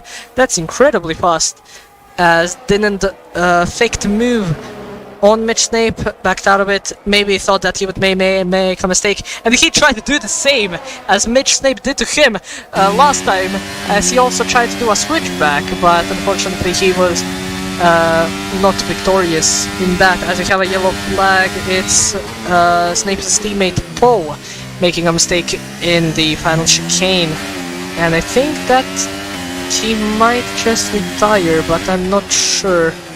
Safety cars, like always, can only appear up until lap 22, so 3 laps to the end of the race, and then it cannot appear. I don't know how red flags work. It would make sense that they could appear at, like, even before the end of the race, like the penultimate lap, but I don't think anyone tested it yet. I honestly have no idea. I don't know. But let's see here. Oh, Tyler and Callum switch positions. That's probably a team order, which I didn't see. I thought there was a huge gap between them. Seems I thought wrong, as Dylan goes down the inside of Mitch Snape but overshoots the corner, which gives Mitch Snape another opportunity to go at him, but he touches the wall, unfortunately, which will give him the back end at the exit, and he has to stay behind. But this seemed a little weird, this like switch between the Alpines. I mean, Callum is on 11 lap old mediums. They are probably at, I don't know, 40%. No, not 40. 35 maybe percent. So maybe Callum is just losing all of the grip in those mediums, and Tyler is only on 4 lap old mediums, so he's just rapid at these final stages of the race. I think he also made a 2-stop. Yeah, so a 2-stop actually proved victorious in the end. Who would have thought? But he is running a little bit low on fuel. He's gonna have to save a little bit, or he is gonna run out at the end. So that is gonna be a little bit sketchy, as Maestro crashes in the wall. Let's see what happened there. Maybe we can catch something in the POV of Mark Ivanek. And he just disappeared. Thank you, game. That's the 3rd time already that I wanted to see what happened, and he just disappeared. Looks like we're not gonna have any insight, unfortunately. But we are on the penultimate lap, and the only really battle again is the Dylan and Snape. Even if Dylan stays ahead of Snape, he does have that penalty, which I don't know if he can remove. We'll just have to wait and see after the race. Of course, all of these drivers can report anything in the span of the 24 hours after the race ends. So, I don't know. Maybe he can remove that 3-second IP penalty and he's gonna be in P6. I don't know. What time is it? Ooh, very good. So yeah, we're just gonna keep in line with this battle, as I just wanna check something very quickly. Okay, I have checked it. and everything is good.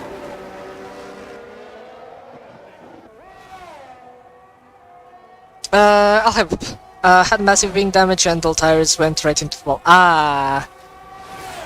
That's very unfortunate for you. Was just trying to hold track position for 1 point. Yeah, I did see you were in P10, so it is unfortunate that you're not gonna get that point, but it is what it is. You'll just have to get back next time, I think at Texas. So I wish you the best of luck there, and just don't look back at this race. As we see, Dylan and Snape, Snape very easy overtake on the AlphaTauri driver, but this is now gonna be sketchy. This is the final lap of the Grand Prix. Dylan is probably gonna have DRS for the straight, so we'll see what will happen. But until that, we can just see the Red Bull of Crack is going to win the race. Okay, now we've clarified that, let's go back into the battle. Didn't have the ERS on this straight as well. Snape is using a lot of ERS. I don't think he should use ERS on this straight, but on this straight, because he is gonna be very much under pressure from the AlphaTauri driver because of the DRS and the DRS. He also is on hards, maybe he can lose time in these corners, we'll just have to wait and see. I'm going very easy on the throttle, not wanting to lose the car, because like I said, the drop-off is probably at this stage, and if you just make a little mistake here, you're just gonna die. Like you see Maestro did. As we see Crack crossing the finish line to win the first race of Season 5 in GRS and the first Las Vegas Grand Prix. Congratulations to Crack. And we also see the Green Racer cross the finish line, but I don't care about that. I care about this battle here between Snape and Dylan. What is going to happen here? Dylan on the inside, make that move stick as Snape doesn't have any ERS to use. Tyler cross the finish line for P3, nearly takes P2 because of the penalties, but just narrowly misses out on it. As Mitch Snape is also gonna miss out on track, but he is gonna benefit because of the penalties. Callum crosses the line, goes in P4. I am the one at P5, Snape in P6 because of penalties, and Dylan is in P7. Still 3 good points for the AlphaTauri driver compared to where he started. The Galaxy finishes in P8, and M4 is gonna finish in P9, or his goals at least. And not the race McLaren would have wanted comparing to where they started. They were looking pretty pacey in qualifying, but it just wasn't meant to be, unfortunately. And Paul is the final guy to cross the finish line in P10, just to snatch that final point, as Marek Ivanek has retired from the race on track. He tried to take the fast lap. I don't think he did, and yes, he didn't. He probably made a mistake somewhere on this lap, so he's not gonna get it. But Paul crossed the finish line, takes his time. He's probably gonna do a donut, yeah, there you go. And he is gonna get the final point of the race.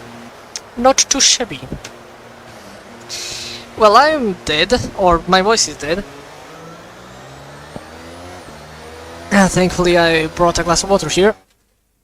It's been a long time since I've commentated, so this was a good warm-up.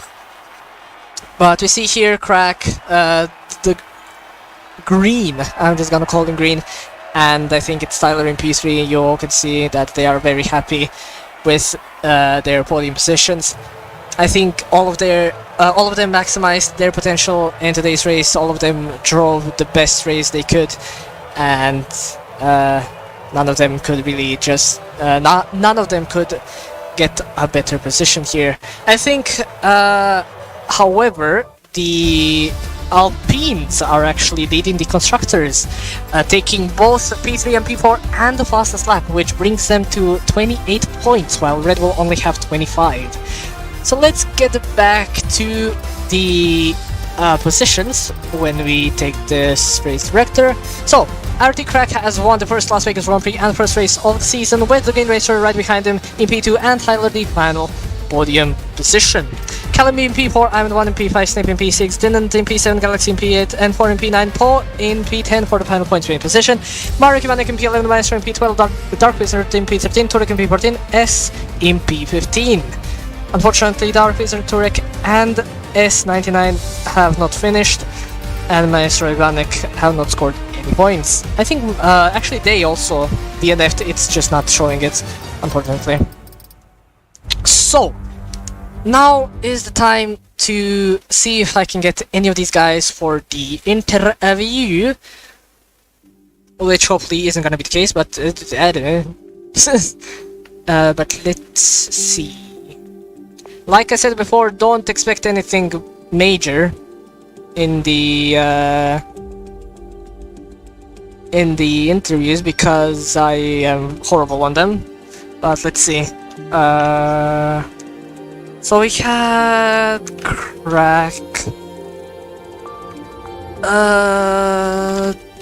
The green. Who's the green racer? I don't know who's the green racer.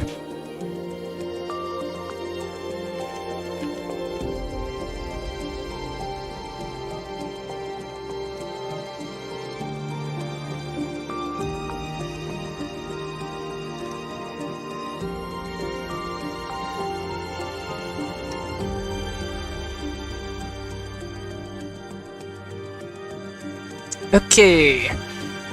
Let's see if they want an interview. And while we wait, this race was honestly pretty solid, not too shabby. I liked it. I think it was a pretty enjoyable race, hopefully you guys also enjoyed. I'm also gonna mention that later on, but let's wait, I don't know, about 5 minutes to see if they want any, or if they want to be in interviews. And after those 5 minutes, actually less, 3 minutes, then we'll see, we'll end the stream here.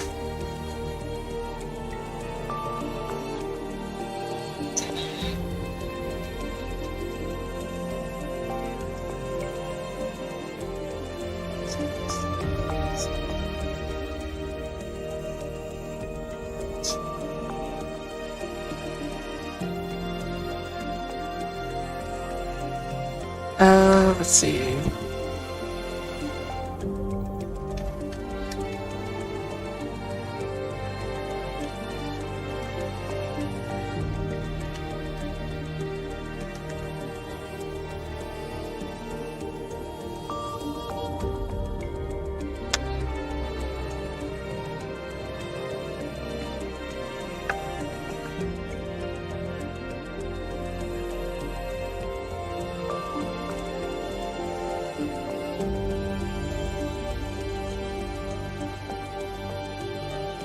Okay, so unfortunately we were not gonna have an interview with our winner, but there is a possibility we might get an interview with Tyler, but he's not showing up in Adevia.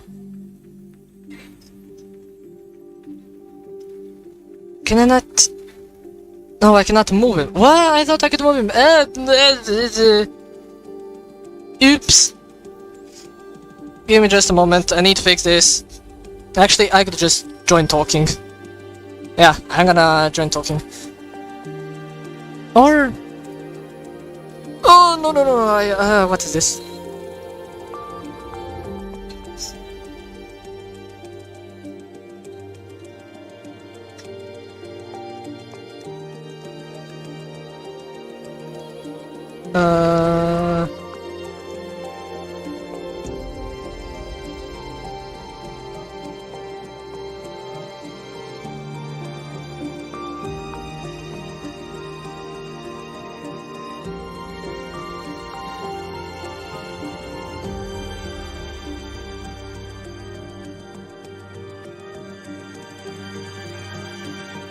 Okay, this is a little interesting.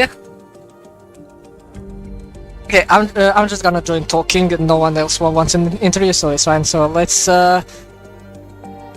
get an interview with Tyler here. Hello, are here. Hi.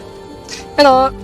So, if you don't mind, I will ask you a few questions for or about your race. So, first of all, I want to congratulate you on taking the final step on the podium. You had a pretty solid race there. How could you describe it? I saw you also did a two-stop. So, was that the original strategy, or was that not intentional? No, it wasn't intentional.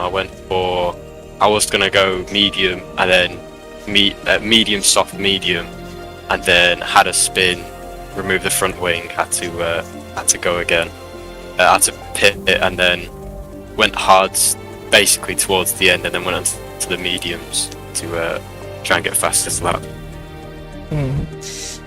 Speaking of fast lap, I think you also got it, which puts alongside your teammate 28 points for Alpine, which means you are leading the constructors. Do you think that you can maintain this pace for the rest of the season, or are there any tracks that you think some people might take advantage of? I think there are some tracks people will definitely be faster on. This is quite a low grip, low downforce track, and I think this is definitely one of my better ones. I think the ones like Qatar are like this. Way too much grip on them. Interesting. I think the final question is going to be so this is the first time we've raced at Las Vegas. You've already mentioned that it's a good track for you, but how do you feel about it for overall league racing? So would you rank it up as a good track for league racing or a bad track for league racing? I think for league racing it's a bit of a bad track. I think there's better ones like Baku, or a street track anyway. There are some better tracks. It's a lot of just big long straights, DRS, and then just hard braking, sharp turns, little grip. People just end up crashing into each other, and you just get a lot of people arguing, basically. It's not like a track like Silverstone. It's a lot cleaner. Understandable. Well, thank you very, very much for the interview. Again, congratulations on the final podium position. Of course, the first, or one of the first podiums on Las Vegas. And yeah, I hope you enjoy it, and hopefully we can see you in more interviews.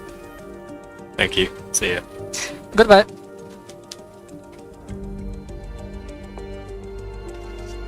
So yeah, there we go. I'm going to end the stream here. Hopefully you guys have enjoyed the race as much as I did, and hopefully you guys have enjoyed the commentary. Final few words before we end things off. There are links in the description. If you enjoyed the racing, and if you... Wait, I just froze. Interesting. Anyway, if you enjoyed the racing that you saw, or maybe if you want to help out in the league, there is a Discord link down in the description, so you can sign up for Season 5 as a reserve, of course, because all of the spots are unavailable at the moment. Or if you maybe just want to help out, maybe sign up as a commentator, maybe sign up as a steward, blah blah blah, whatever interests you, the link is in the description for the official GRS Discord, so you can join us there. Or if you don't want to do anything and just chat with the drivers and the owners, just join. The community of GRS is very friendly, so we accept anyone who joins our league, even the non-league racers. Like, it's a very friendly community in GRS. There is also a link for Instagram and Twitter, so you can follow us there for any updates on the on GRS. And yeah, that's about it. You can leave a like if you want. I don't know. That's about it. So yeah, once again, thank you everybody so much for watching. I hope that you enjoyed the stream and the commentary and the race, and I will see you next time, another Sunday, for another F3 race. Have a good night and see you next time.